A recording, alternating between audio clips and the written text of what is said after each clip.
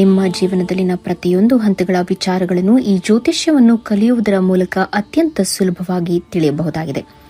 ಈ ನಕ್ಷತ್ರ ನಾಡಿಯು ನಮ್ಮ ಜೀವನದ ಯಾವುದೇ ಗೊಂದಲಗಳಿಗೆ ಸರಳ ಮಾರ್ಗದರ್ಶನವನ್ನು ನೀಡುವಂತಹ ಗೋಲ್ಡ್ ಟ್ರೀ ಆಸ್ಟ್ರೋ ಆಪ್ ಮೂಲಕ ಪಡೆದುಕೊಳ್ಳಬಹುದಾಗಿದೆ.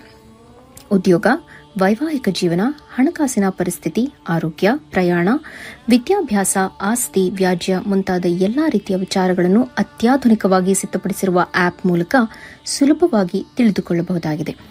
ನಮ್ಮ ಸನಾತನ ಋಷಿಮುನಿಗಳ ಕೊಡುಗೆಯಾಗಿರುವ ಅಮೃತಕ್ಕೆ ಸಮಾನವಾಗಿರುವ ಈ ಜ್ಯೋತಿಷ ಶಾಸ್ತ್ರವನ್ನು ಕಲಿತು ಜೀವನದಲ್ಲಿ ಉತ್ತಮ ಮಾರ್ಗದರ್ಶನವನ್ನು ಪಡೆದುಕೊಳ್ಳಿ.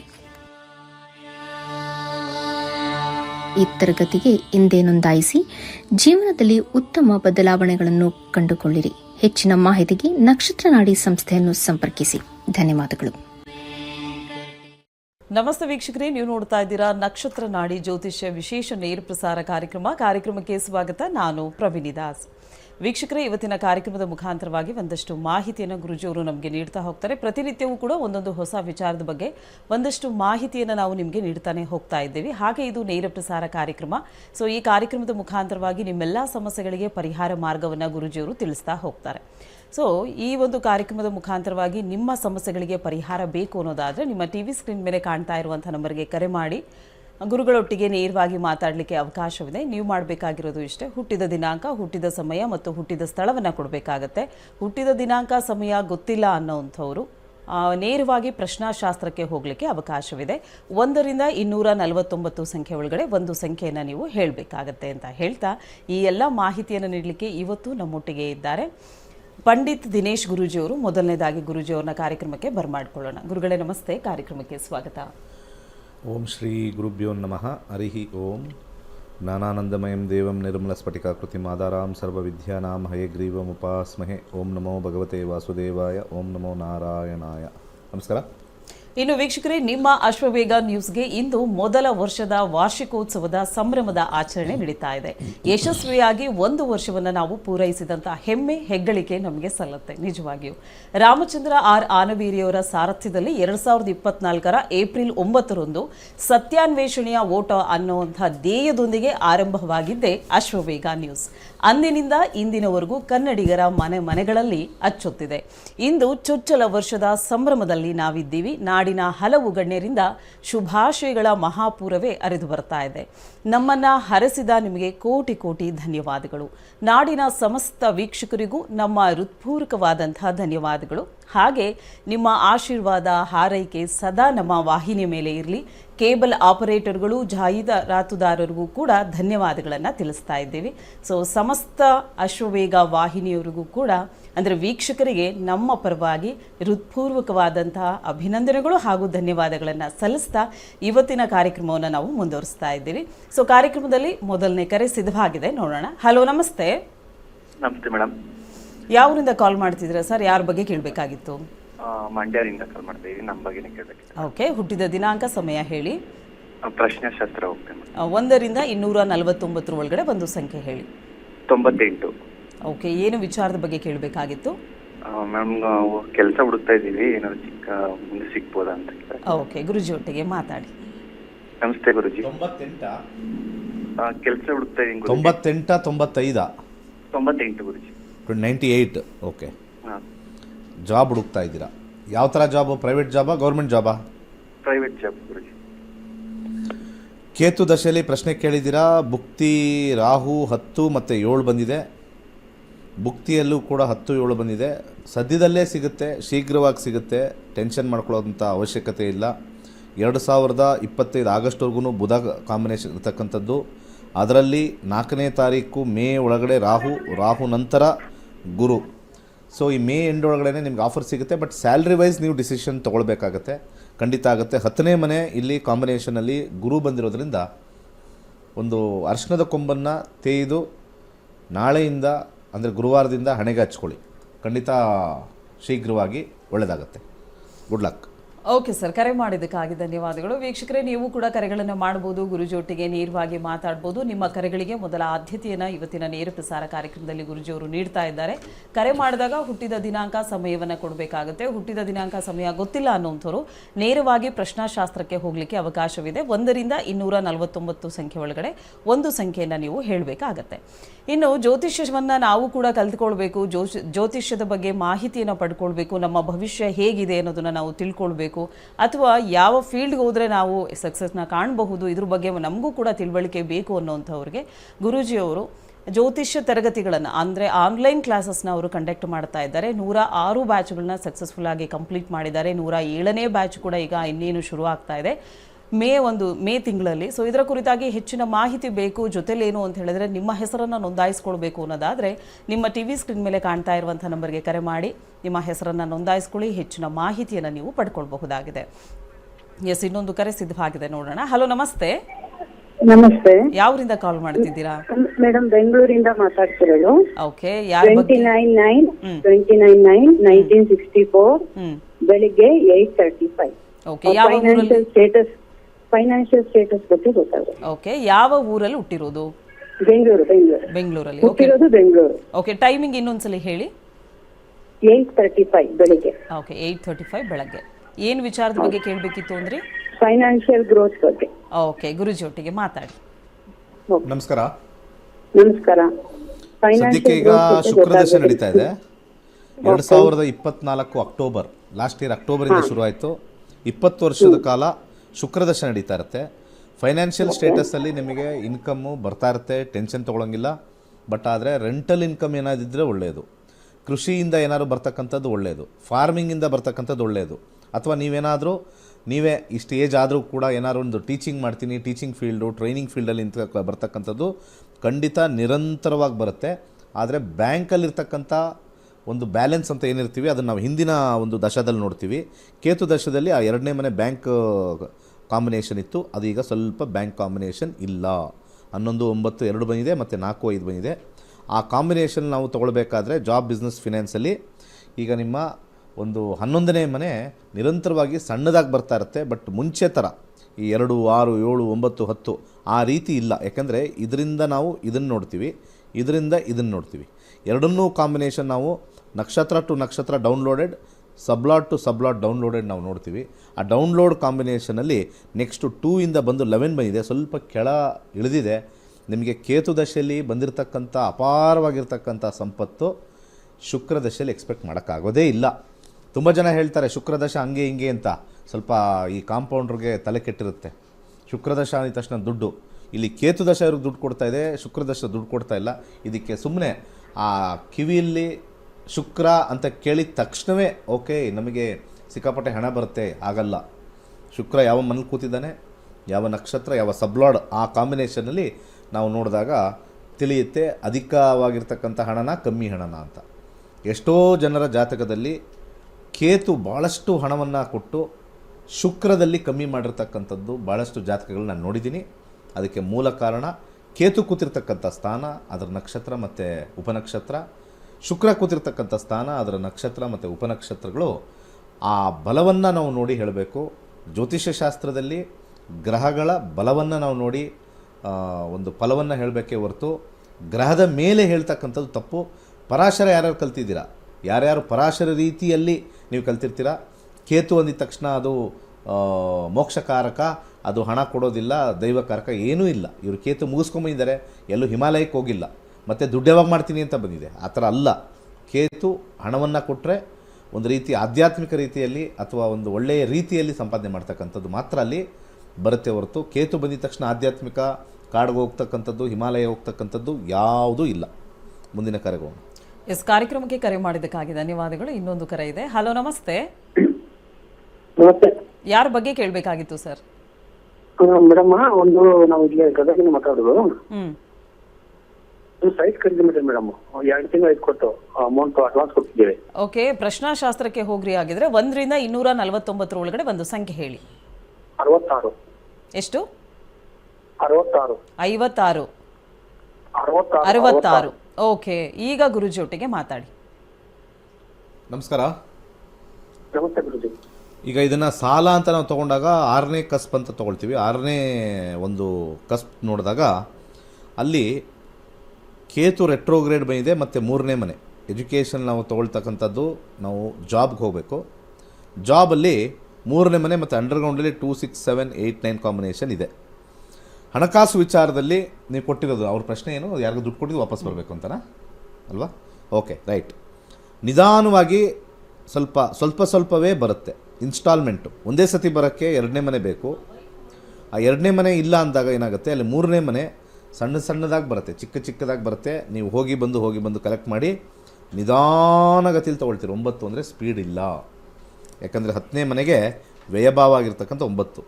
ಹಾಗೆ ಈ ಗ್ರಹದಲ್ಲಿ ಯಾವುದು ಸ್ವಲ್ಪ ನೆಗೆಟಿವ್ ಇದೆ ಅಂತ ನಾವು ಈ ಜಾಬ್ ಬಿಸ್ನೆಸ್ ಫೈನಾನ್ಸಲ್ಲಿ ಎಲ್ಲಾದರೂ ಒಂದು ಕಡೆ 5 ಬರುತ್ತಾ ಅಥವಾ 8 ಬರುತ್ತಾ 12 ಬರುತ್ತಾ, ಇದೆಲ್ಲ ನಮಗೆ ಫೈನಾನ್ಸ್ ಬ್ಲಾಕ್ ಆಗುತ್ತೆ ಅವರ ಕಡೆಯಿಂದ. ಅದಕ್ಕೆ ಮಂಗಳ ಕಾರಕ ಸ್ವಲ್ಪ ಜಾಸ್ತಿ ಆಗಿದೆ. ಅದು ಬಿಟ್ಟರೆ ಇನ್ನೆಲ್ಲವೂ ಕೂಡ ಸ್ವಲ್ಪ ಉತ್ತಮವಾಗಿದೆ, ಬರುತ್ತೆ. ಸ್ವಲ್ಪ ಟೈಮ್ ತೊಗೊಳಕ್ಕೆ, ಯಾಕೆಂದರೆ 3ನೇ ಮನೆ ಸ್ವಲ್ಪ ಸ್ಲೋ. ಯಾಕೆಂದರೆ 2ನೇ ಮನೆಗೆ ಎರಡನೇ ಮನೆ ಆಗಿರ್ತಕ್ಕಂಥ 3ನೇ ಮನೆ ಸ್ವಲ್ಪ ಎಫರ್ಟ್ ಹಾಕಬೇಕು ಜಾಸ್ತಿ. ಹೋಗಿ ಬಂದು ಮತ್ತು 9ನೇ ಮನೆ 10ನೇ ಮನೆಗೆ ವ್ಯಯಭಾವ ಆಗುತ್ತೆ. ಅವರು ಒಂಥರ ಕೊಡಲ್ಲ ಅಂತ ಹೇಳಲ್ಲ, ಕೊಡ್ತೀವಿ ಮಾಡ್ತೀವಿ ಅಂತ ಹೇಳ್ತಾರೆ. ಇದಕ್ಕೆ ತೊಗರಿ ಬೇಳೆಯನ್ನು ದಾನ ಮಾಡಿ, ಖಂಡಿತ ಒಳ್ಳೆಯದಾಗತ್ತೆ. ಓಕೆ, ಕರೆ ಮಾಡಿದ್ದಕ್ಕಾಗಿ ಧನ್ಯವಾದಗಳು. ಇನ್ನೊಂದು ಕರೆ ಇದೆ. ಹಲೋ, ನಮಸ್ತೆ. ನಮಸ್ತೆ ಮೇಡಮ್. ಓಕೆ, ಯಾರ ಬಗ್ಗೆ ಕೇಳಬೇಕಾಗಿತ್ತು? ನಮ್ಮ ಬಗ್ಗೆನೇ ಕೇಳಬೇಕಾಗಿತ್ತು ಮೇಡಮ್. ಚಂದ್ರಶೇಖರ್ ಅಂತ. ಓಕೆ, ಹುಟ್ಟಿದ ದಿನಾಂಕ, ಸಮಯ ಹೇಳಿ ಸರ್. ಇಲ್ಲ ಮೇಡಮ್, ಪ್ರಶ್ನೆ ಕೇಳಬೇಕು. ಓಕೆ, 1ರಿಂದ 249 ಒಳಗಡೆ ಒಂದು ಸಂಖ್ಯೆ ಹೇಳಿ. 42 ಮೇಡಮ್. ಯಾವ ವಿಚಾರದ ಬಗ್ಗೆ ಕೇಳಬೇಕಾಗಿತ್ತು? ಬಿಸ್ನೆಸ್ ಬಗ್ಗೆ ಕೇಳಬೇಕಾಗಿತ್ತು ಮೇಡಮ್. ಓಕೆ, ಗುರುಜಿ ಒಟ್ಟಿಗೆ ಮಾತಾಡಿ. ನಮಸ್ಕಾರ. ನಮಸ್ತೆ ಗುರುಜಿ. 7ನೇ ಕಸ್ಪ್ ನೋಡ್ತೀವಿ ಬಿಸ್ನೆಸ್ ಯಾವ ಥರ ಇದೆ ಅಂತ.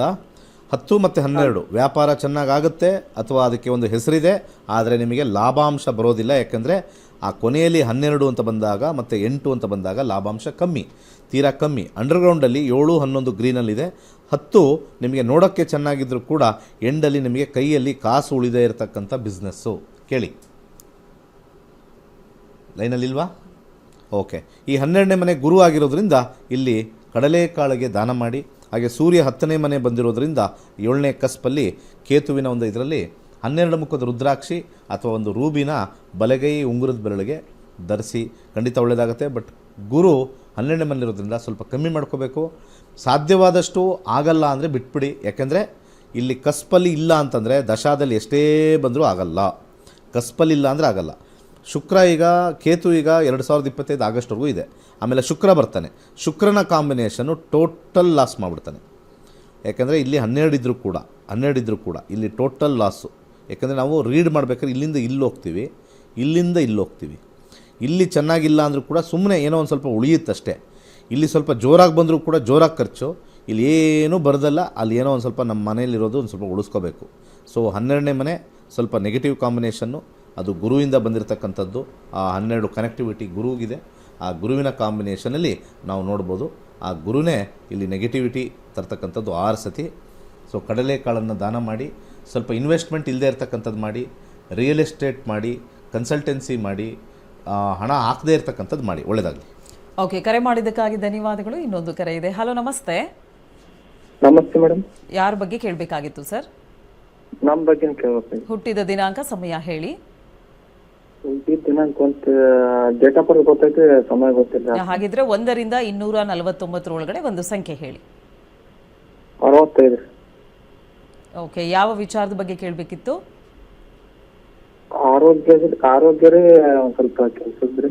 ಓಕೆ, ಆರೋಗ್ಯದ ಬಗ್ಗೆ ಕೇಳಬೇಕಿತ್ತು. ಗುರುಜಿ ಒಟ್ಟಿಗೆ ಮಾತಾಡಿ. ನಮಸ್ಕಾರ. ಮದುವೆ. ಹಲೋ ರೀ, ಯಾವ್ದಾರ ಒಂದು ಕೇಳ್ರಿ. ಹುಷಾರು ಮಾಡ್ಕೊಂಡು ಆಮೇಲೆ ಮದುವೆಗೆ ಹೋಗ್ರಿ. ಇಲ್ದಾರೆ ಬ್ಯಾಂಡೇಜ್ ಹಾಕೊಂಡು ಮದುವೆಗೆ ಹೋಗ್ರಿ. ಏನು ತಲೆಗಿಲ್ ಕೆಟ್ಟಿದೆ ನಿಮಗೆ? ಆರೋಗ್ಯ ಕೇಳ್ತಾರಂತೆ, ಮದುವೆ ಅಂತೆ. ನಿಮ್ಗೆ ಯಾವ್ದು ಆಸೆ? ಮದುವೆ ಆಸೆ, ಮದುವೆಗೆ ಹೋಗಿ. ಇವತ್ತು ನಾಳೆನೇ ಹೋಗಿ. ಒಂದೇ ಯಾವ್ದಾದ್ರು ಕೇಳಿ. ಒಳ್ಳೆ ಹುಚ್ಚರ ಥರ ಕೇಳ್ತಾ ಇದ್ದೀರಲ್ಲ, ತಲೆಗೆಲ್ಲ ನೆಟ್ಗಿದೆಯಾ ಹಿಂಗೆ? ಆರೋಗ್ಯ ಅನ್ನೋದು ಇಂಪಾರ್ಟೆಂಟ್. ಆರೋಗ್ಯದ ಬಗ್ಗೆ ಕೇಳಿ. ಆರೋಗ್ಯ ಆಗಿದ ತಕ್ಷಣ ಅಲ್ಲೇನೋ ಆ ಹುಡುಗಿ ಮೇಲೆ ಆಸೆನಾ? ಆರೋಗ್ಯದಲ್ಲೂ ನಿಮಗೆ, ಅನಾರೋಗ್ಯದಲ್ಲೂ ಅಲ್ಲಿ ನಿಮಗೆ ಮದುವೆ ಆಸೆನಾ? ಸ್ವಲ್ಪ ತಲೆ ಕೆಟ್ಟಿದೆಯಾ ಹೆಂಗೆ ನಿಮಗೆ? ಫ್ರೀ ಸಿಕ್ತೆ ಫಿನೈಲ್ ಕುಡಿತೀರಲ್ಲ ನೀವೆಲ್ಲ. ಒಂದು ಪ್ರಶ್ನೆ ಕೇಳಿ ನೀಟಾಗಿ ಆನ್ಸರ್ ಮಾಡ್ತೀನಿ. ಅಲ್ಲಿ ಆರೋಗ್ಯ ಸೇರಿಸ್ಕೊಂಡು ಸೈಕಲ್ ಗ್ಯಾಪಲ್ಲಿ ಮದುವೆನೂ ಕೇಳ್ಕೊಂಡು ಮಕ್ಳು ಯಾವಾಗ ಆಗತ್ತಂತ ಕೇಳ್ಬಿಟ್ಟು ಮನೆ ಯಾವಾಗ ಕಟ್ತೀನಿ ಅದನ್ನು ಕೇಳ್ಬಿಡ. ಕೇಳಬೇಕಾರೆ ಕಾಲ್ ಮಾಡ್ಬೇಕಾದ್ರೆ ಶ್ರದ್ಧಾ ಭಕ್ತಿಯಿಂದ ಕಾಲ್ ಮಾಡಂಗಿದ್ರೆ ಮಾಡಿರಿ. ಇಲ್ದ್ರೆ ನನ್ನ ಕಾಲಲ್ಲ, ಯಾವ ಗುರುಗಳಿಗೂ ಕಾಲ್ ಮಾಡಿಬಿಡಿ. ತಲೆ ಕೆಟ್ಟಿದೆ ಅನಿಸುತ್ತೆ. ಗುರುಜಿ ಆರೋಗ್ಯ ಏನೋ ಪಾಪ ಹುಷಾರಿಲ್ಲ, ನೋಡೋಣ ಅದಕ್ಕೊಂದು ಪರಿಹಾರ ಕೊಡೋಣ ಅಂದರೆ ಅಲ್ಲೇ ಸೈಡಲ್ಲಿ ಮದುವೆ ಅಂದರೆ ನೀನು ಆರೋಗ್ಯ ಚೆನ್ನಾಗಿದೆ ಅಂತ ಅರ್ಥ. ಕರೆಕ್ಟಾ? ಇಲ್ರಿ ಆರೋಗ್ಯ ಸ್ವಲ್ಪ ತಲೆಯಲ್ಲಿ ಏನಾರು ಬುದ್ಧಿ ಇದೆಯಾ, ಏನಿದೆ ಅದರೊಳಗಡೆ? ಗುರುಜಿ ಹಾಂ, ಸ್ವಲ್ಪ ಕರೆಕ್ಟಾಗಿ ಜೀವನದಲ್ಲಿ ಹೆಂಗೆ ನಡ್ಕೊಳ್ಬೇಕು, ಏನು ಇಂಪಾರ್ಟೆಂಟ್ ಅದನ್ನು ಕೇಳಿ. ಇಲ್ಲಿ ಸೈಕಲ್ ಗ್ಯಾಪಲ್ಲಿ ಸಿಕ್ತು ಅಂತ ಹೇಳಿ ಹಂಗೆ ಹೋದರೆ ನಿಮ್ಮ ಲೈಫಲ್ಲೂ ಸೈಕಲ್ ಗ್ಯಾಪಲ್ಲೇ ಮುಗಿಸ್ಬಿಡ್ತಾನೆ ದೇವರು. ಸ್ವಲ್ಪ ತಲೆಗೆಲ್ಲ ನೆಟ್ಟಿಗಿದೆ ತಾನೇ? ಜೀವನದಲ್ಲಿ ರಾಜಂತರ ನಡೀರಿ. ಕಾಲ್ ಮಾಡಿದ್ರೆ ಪ್ರಶ್ನೆ ಕೇಳಿದ್ರೆ ಒಂದೇನೋ ಸಮಸ್ಯೆ ಇದೆ ಕೇಳ್ಕೊಳ್ಳಿ. ಆ ಆರೋಗ್ಯಕ್ಕೂ ಮದುವೆಗೂ ಏನು ಸಂಬಂಧ ಅರ್ಥನೇ ಆಗ್ತಾ ಇಲ್ಲ. ನಿಮ್ಗೆ ಯಾರು ಹೆಣ್ಣು ಕೊಡಬೇಕು, ಯಾರು ಹೆಣ್ಣು ಕೊಡೋಂಗಿದ್ರೆ ದಯವಿಟ್ಟು ನಿಲ್ಲಿಸಿ, ಇವ್ನಿಗೆ ಆರೋಗ್ಯ ಸರಿ ಇಲ್ಲ ಅಂತ ಹೇಳ್ತೀನಿ. ಏನು ತಲೆ ಇಟ್ಕೊಂಡಿದ್ರೆ ಅರ್ಥ ಆಗ್ತಾ ಇಲ್ಲ. ಫಸ್ಟು ಆರೋಗ್ಯದ ಬಗ್ಗೆ ನೋಡಿ. ಇಲ್ಲಿ ಆರೋಗ್ಯದಲ್ಲಿ ಕಾಂಬಿನೇಷನಲ್ಲಿ ಗುರುವಿನ ಕಾಂಬಿನೇಷನ್ ಬಂದಿದೆ 11 ಮತ್ತು 6 ಮತ್ತು 10. ಇಲ್ಲಿ ಹೆಲ್ತ್ ಅಂತ ನಾ ಹಾಕಿದ್ರೆ ಅಲ್ಲಿ ಸ್ವಲ್ಪ ಕಾಂಬಿನೇಷನ್ಸ್ ಎಲ್ಲ ರೆಡ್ಡು ಬ್ಲೂ ಎಲ್ಲ ತೋರಿಸುತ್ತೆ. ಅಂಡರ್ಗ್ರೌಂಡಲ್ಲಿ ಕೂಡ 5ನೇ ಮನೆ ಇರ್ತಕ್ಕಂಥದ್ದು. ಕಟ್ ಮಾಡಿ ಅವ್ರ ಕಾಲು 1ನೇ ಮನೆ 5ನೇ ಮನೆ ಕಾಂಬಿನೇಷನ್ ಬರ್ತಕ್ಕಂಥದ್ದು. ಇಲ್ಲಿ ಅಂಡರ್ಗ್ರೌಂಡಲ್ಲಿ 6, 10 ಇದ್ದರೆ ಅನಾರೋಗ್ಯ ಸ್ವಲ್ಪ ಹೆಚ್ಚು. 11 ಜೊತೆ 6, 7, 10 ಅಂತ ಬಂದರೆ ಅನಾರೋಗ್ಯದ ಕಾಂಬಿನೇಷನ್ ಇರುತ್ತೆ. ಫಸ್ಟು ಅನಾರೋಗ್ಯದ ಕ್ಲಿಯರ್ ಮಾಡ್ಕೊಳ್ಳಿ. ಯಾವ ಒಂದು ಗ್ರಹ ಅದನ್ನು ನೋಡೋಣ. ಆಮೇಲೆ ಸಡನ್ನಾಗಿ ಈಗ ನಿಮಗೆ ಆರೋಗ್ಯದಲ್ಲಿ ನಿಮಗೆ ಕಾನ್ಫಿಡೆನ್ಸ್ ಇತ್ತು ಅಂದರೆ ಆರೋಗ್ಯ ಕೇಳಬಾರ್ದು, ಮ್ಯಾರೇಜ್ ಕೇಳಬೇಕು. ಇಲ್ಲ ಆರೋಗ್ಯ ಕೇಳ್ಕೊಂಡು ನಾನು ಮದುವೆ ಕೇಳ್ತಾರೆ. ಅದಕ್ಕೆ ಒಂದಕ್ಕೊಂದಕ್ಕೆ ನಾವು ಹಾಕೊಂಡು ಕೂತ್ಕೊಳ್ಳೋಕ್ಕಾಗತ್ತಾ? ಏನು ಪಬ್ಲಿಕ್ ಇದ್ದಾರಲ್ಲ ಒಂದು ಸ್ವಲ್ಪ ತಲೆ ನೆಟ್ಟಿಗಿಲ್ಲ ಅನಿಸುತ್ತೆ. 5ನೇ ಮನೆ ಕಾಂಬಿನೇಷನ್ ಮಂಗಳ ಇರೋದ್ರಿಂದ ಒಂದು ಕೆಂಪು ದಾರ ಕಟ್ಕೊಳ್ಳಿ. ಆರೋಗ್ಯದಲ್ಲಿ ಈ ಕೇತು ದಶ ಆದ ನಂತರ ನಿಮಗೆ ಶುಕ್ರ ದಶದಲ್ಲಿ ಉತ್ತಮವಾಗಿರುತ್ತೆ. ಯಾಕಂದರೆ 9ನೇ ಮನೆ 11ನೇ ಮನೆ ಮತ್ತು 5ನೇ ಮನೆ ಪ್ರಾರಂಭವಾಗುತ್ತೆ. ಯಾಕೆಂದರೆ ಯಾವಾಗಲೂ ಕೂಡ ಹೆಲ್ತ್ಗೆ ನಮಗೆ 5ನೇ ಮನೆ ಭಾಳ ಇಂಪಾರ್ಟೆಂಟು. 5ನೇ ಮನೆ ಇಲ್ಲಿ ಎಲ್ಲೂ ಕೂಡ ಈ ಕಾಂಬಿನೇಷನ್ 5ನೇ ಮನೆ ಬಂದಿಲ್ಲದೆ ಇರೋದು. ಶುಕ್ರನಲ್ಲಿ 5ನೇ ಮನೆ ಬರುತ್ತೆ. ಇಲ್ಲಿ ನಮಗೆ 5 ಅಂತ ನಾವು ನೋಡ್ಬೋದು. 5 ಆದಮೇಲೆ ನಮಗೆ ಅಲ್ಲಿ ಒಂದು ಆ್ಯರೋಮಾರ್ಕ್ ನ್ಯೂಟ್ರಿಷನ್ ಅಂತ ಕರಿತೀವಿ, ಅಲ್ಲಿ ಆ್ಯರೋಮಾರ್ಕ್ ಇರ್ತಕ್ಕಂಥದ್ದು. ಕೆಂಪು ದಾರ ಕಟ್ಕೊಂಡ್ರೆ ಶೀಘ್ರವಾಗಿ ಆಗಸ್ಟ್ ಆದಮೇಲೆ ಉತ್ತಮವಾಗಿರುತ್ತೆ. ಒಳ್ಳೆಯದಾಗಲಿ. ಓಕೆ ಸರ್, ಕರೆ ಮಾಡಿದ್ದಕ್ಕಾಗಿ ಧನ್ಯವಾದಗಳು. ಇನ್ನೊಂದು ಕರೆ ಇದೆ. ಹಲೋ, ನಮಸ್ತೆ. ಹಲೋ, ನಮಸ್ಕಾರ ಮೇಡಮ್. ಯಾರ ಬಗ್ಗೆ ಕೇಳಬೇಕಾಗಿತ್ತು? ಮಗಳ ಬಗ್ಗೆ ಕೇಳಬೇಕು. ಓಕೆ, ಹುಟ್ಟಿದ ದಿನಾಂಕ ಸಮಯ ಹೇಳಿ. 9/8/2003. ಓಕೆ. ಬೆಳಗ್ಗೆ 11:35. ಯಾವ ಊರಲ್ಲಿ ಹುಟ್ಟಿರೋದು? ಬೆಳಗಾಂ ಜಿಲ್ಲೆ. ಓಕೆ, ಏನು ವಿಚಾರದ ಬಗ್ಗೆ ಕೇಳಬೇಕಿತ್ತು? ಆರೋಗ್ಯದ ಬಗ್ಗೆ ಕೇಳಿ. ಓಕೆ, ಗುರುಜಿ ಒಟ್ಟಿಗೆ ಮಾತಾಡಿ. ನಮಸ್ಕಾರ. ನಮಸ್ಕಾರ. 9 ಆಗಸ್ಟ್ 2003 11:35 ಬೆಳಿಗ್ಗೆ. ಹೌದ್ರಿ. ಲಗ್ನದಿಂದ ರಾಶಿ ಧನುರಾಶಿಲಿ ಹುಟ್ಟಿದ್ದಾರೆ. ಪೂರ್ವಾಷಾಢ ನಕ್ಷತ್ರ. ಹ್ಮ್. ಸದ್ಯಕ್ಕೆ 2022ರಿಂದ ಸೂರ್ಯದಶೆ ಶುರುವಾಗಿದೆ. ಸೂರ್ಯನ ಕಾಂಬಿನೇಷನ್ ನೋಡೋಣ ಹೇಗಿದೆ ಅಂತ. 10, 11, 9, 12. ಹೆಚ್ಚಾಗಿರ್ತಕ್ಕಂಥದ್ದು ಸಮಸ್ಯೆ ಆರೋಗ್ಯದಲ್ಲಿ ಏನಿಲ್ಲ. ಅದಕ್ಕಿಂತ ಸ್ವಲ್ಪ ಹಿಂದೆ ಹೋಗ್ತೀನಿ. ಶುಕ್ರನ ಕಾಂಬಿನೇಷನಲ್ಲಿ ಏನಾದರೂ ಒಂದು ಹೆಲ್ತ್ ಬಂತು ಅಂತಂದರೆ ಅಲ್ಲಿ ಸ್ಕಿನ್ ಡಿಸೀಸು ಅಥವಾ ಯಾವುದಾದ್ರು ಒಂದು ಋತುಚಕ್ರದ ಡಿಸೀಸ್ ಒಂದು ಮೇಜರಾಗಿ ತೋರಿಸ್ತಾ ಇದೆ. ಅದನ್ನು ಮೇಜರಾಗಿಲ್ಲ, ಯಾಕಂದರೆ ನೆಕ್ಸ್ಟ್ ದಶ ಸೂರ್ಯ ನಡೀತಾ ಇರೋದು. ಸ್ವಲ್ಪ ಗ್ರೀನು, ಸ್ವಲ್ಪ ಎಕ್ಸಸೈಸ್ ಮಾಡೋ ಸರ್ ಹೋಗುತ್ತೆ. ಏನು ಸಮಸ್ಯೆ? ಪದೇ ಪದೇ ಬ್ಲಡ್ ಇನ್ಫೆಕ್ಷನ್ ಆಗ್ತಾ ಇದೆ ಗುರುಜಿ. ಕೈ ಕಪ್ಪಾಗೋದು, ಚರ್ಮ ತುರಿಕೆ ಆಗೋದು, ಆಮೇಲೆ ಎಲ್ಲ ಟೆಸ್ಟ್ ಮಾಡ್ತಿದ್ರು ಪದೇ ಪದೇ ಅದೇ ಆಗ್ತಾ ಇದೆ. Blood infection? ಹೌದು. ಬ್ಲಡ್ ಇನ್ಫೆಕ್ಷನ್ ಅಂದರೆ ಯಾವ ಥರ? ಅದು ಸ್ವಲ್ಪ ಒಂಚೂರು ಬಿಡಿಸಿ ಹೇಳಿ ಈಗ ನಮಗೆ. ಅಂದ್ರೆ ಇದು ಕೈ ಅಂಗೈ ಎಲ್ಲ ಕಪ್ಪಾಗುತ್ತೆ ಗುರುಜಿ. ಆಮೇಲೆ ಉಗುರು ಕಪ್ಪಾಗುತ್ತೆ. ಆಮೇಲೆ ಹೊಟ್ಟೆ ಸಮಸ್ಯೆ, ಹೊಟ್ಟೆ ನೋವು ಬರ್ತಾ ಇದೆ ಗುರುಜಿ. ಆಮೇಲೆ ಕಣ್ಣಟ್ಟು ಕಪ್ಪಾಗ್ತಾ ಇದೆ. ಹೊಟ್ಟೆ ನೋವು ಬರ್ತಾ ಇದೆ? ಹಾ. ಆಮೇಲೆ ಕೈ ಎಲ್ಲ ಕಪ್ಪಾಗ್ತಾವ, ಅಂಗೈ ಕಪ್ಪಾಗ್ತಾ ಇದೆ. ಅದಕ್ಕೆ ಏನು ಕಾಯಿಲೆ ಅಂತ ಹೇಳ್ತಾ ಇದ್ದಾರೆ ಡಾಕ್ಟ್ರು? ಅವರು ಬ್ಲಡ್ ಇನ್ಫೆಕ್ಷನ್ ಅಂತ ಹೇಳ್ತಾ ಇದ್ದಾರೆ. ಬ್ಲಡ್ ಇನ್ಫೆಕ್ಷನ್ ಇಲ್ಲೇನು ಮೇಜರಾಗಿ ಏನು ತೋರಿಸ್ತಾ ಇಲ್ಲ. ಅದರಿಂದ ಏನು ಅಂದರೆ ಏನು ಕೆಲಸ ಓದೋಕ್ಕೆ ಇದಕ್ಕೆ ಮಾಡೋಕ್ಕೆ ಆಗ್ತಾ ಇಲ್ಲ ಅಂತನಾ? ಹಾ, ಪದೇ ಪದೇ ಏನ್ ತಿಂದ್ರು ಹೊಟ್ಟೆ ನೋವು, ವಾಮಿಟ್ ಆಗ್ತಾ ಇದೆ ಗುರುಜಿ. ಬೇರೆ ಕಡೆ ಇರ್ತಾಳೆ ಗುರುಜಿ ಅವಳು. ನನ್ನ ಪ್ರಕಾರ ಹಿಂದಿನ ಶುಕ್ರ ದಶೆಯಲ್ಲಿ ಸ್ವಲ್ಪ ಮಟ್ಟಿಗೆ ಅಲ್ಲಿ ಕಾಂಬಿನೇಷನಲ್ಲಿ 8, 10, 12 ಇತ್ತು. ಸೊ ಆ ಒಂದು ಕಾಂಬಿನೇಷನ್ನು ನಾವು ನೋಡಿದಾಗ ಸ್ಕಿನ್ನು ಮತ್ತು ಆ ಸ್ಕಿನ್ನಲ್ಲಿ ಬರ್ತಕ್ಕಂಥ ವೇನ್ಸ್ ಅಂತ ನಾವೇನು ಕರಿತೀವಿ, ಅವೆರಡು ಪ್ರಾಬ್ಲಮ್ ಇತ್ತು ಶುಕ್ರ ಮತ್ತು ಬುಧನ ಕಾಂಬಿನೇಷನಲ್ಲಿ. ಸೊ ನಾನು ತ್ರಯಂಬಕ ಮಂತ್ರ ಹೇಳೋಕ್ಕೆ ಸಜೆಸ್ಟ್ ಮಾಡ್ತೀನಿ. ರಕ್ತಕಾರಕ ಆಗಿರ್ತಕ್ಕಂಥ ಮಂಗಳ ಓಂ ಅಂಗಾರಕಾಯ ನಮಃ ಈ ಮಂತ್ರವನ್ನು ಹೇಳೋಕ್ಕೆ ಸಜೆಸ್ಟ್ ಮಾಡ್ತೀನಿ. ಅನ್ಲಿಮಿಟೆಡ್ ಆಗಿ ತ್ರಯಂಬಕ ಮಂತ್ರ ಹೇಳಿ. ಜಾತಕದ ಪ್ರಕಾರ ಏನೂ ಇಲ್ಲ, ಫುಡ್ ಹ್ಯಾಬಿಟ್ಸು, ಆ ಹ್ಯಾಬಿಟ್ಸಲ್ಲಿ ನಾವು ಎನ್ವಿರಾನ್ಮೆಂಟಲ್ ಪ್ರಾಬ್ಲಮ್ಮು ಅಟ್ಯಾಕ್ ಆಗ್ತಕ್ಕಂಥದ್ದು ಶಾರ್ಟ್ ಟರ್ಮ್ ಇರುತ್ತೆ. ಸ್ವಲ್ಪ ಅಲ್ಲಿ ನೋಡಬೇಕು. ಮೂಲತಃ ಜ್ಯೋತಿಷ್ಯದಲ್ಲಿ ಮೂಲವಾಗಿ ಬರ್ತಕ್ಕಂಥದ್ದು ನೋಡಬೇಕು. ಸೊ ಇಲ್ಲಿ ಜಾತಕದಲ್ಲಿ ಮೂಲದಲ್ಲಿಲ್ಲ, ಪ್ರಶ್ನಾಶಾಸ್ತ್ರಕ್ಕೆ ಹೋಗಬೇಕಾಗಿತ್ತು ಇವರು. ಆ್ಯಕ್ಚುಲಿ ಆ ರೀತಿ ಇತ್ತು ಅಂದರೆ ಪ್ರಶ್ನಾಶಾಸ್ತ್ರಕ್ಕೆ ಹೋಗಿ ಯಾವ ರೀತಿ ಅಂತ ಹೇಳ್ತಕ್ಕಂಥದ್ದು. ಜಾತಕದಲ್ಲಿ ಯಾವುದೇ ರೀತಿ ಸಮಸ್ಯೆ ಇಲ್ಲ. ಒಳ್ಳೆಯದಾಗಲಿ. ಓಕೆ ಅಮ್ಮ, ಕರೆ ಮಾಡಿದ್ದಕ್ಕಾಗಿ ಧನ್ಯವಾದಗಳು. ಹೆಚ್ಚಿನ ಮಾಹಿತಿಗಾಗಿ ನಿಮ್ಮ ಟಿವಿ ಸ್ಕ್ರೀನ್ ಮೇಲೆ ಕಾಣ್ತಾ ಇರುವಂಥ ನಂಬರ್ಗೆ ಕನೆಕ್ಟ್ ಆಗಬೇಕಾಗತ್ತೆ ಅಂತ ಹೇಳ್ತಾ, ಗುರುಗಳೇ ಇದುವರೆಗೂ ಸಾಕಷ್ಟು ಮಾಹಿತಿಯನ್ನು ನಮಗೆ ನೀಡಿದ್ದೀರಾ, ಧನ್ಯವಾದಗಳು. ಒಳ್ಳೆಯದಾಗಲಿ. ಸರ್ವೇ ಜನ ಸುಖಿನೋ ಭವಂತು. ವೀಕ್ಷಕರೇ, ಇವತ್ತಿನ ನಕ್ಷತ್ರ ನಾಡಿ ಕಾರ್ಯಕ್ರಮ ಎಲ್ಲರಿಗೂ ಇಷ್ಟವಾಗಿದೆ ಅಂತ ಭಾವಿಸ್ತಾ ಕಾರ್ಯಕ್ರಮವನ್ನು ಮುಕ್ತಾಯಗೊಳಿಸ್ತಾ ಇದ್ದೀವಿ. ಮತ್ತೆ ನಿಮ್ಮ ಭೇಟಿ ನಾಳೆ ಬೆಳಗ್ಗೆ 8:30ಕ್ಕೆ. ಧನ್ಯವಾದಗಳು.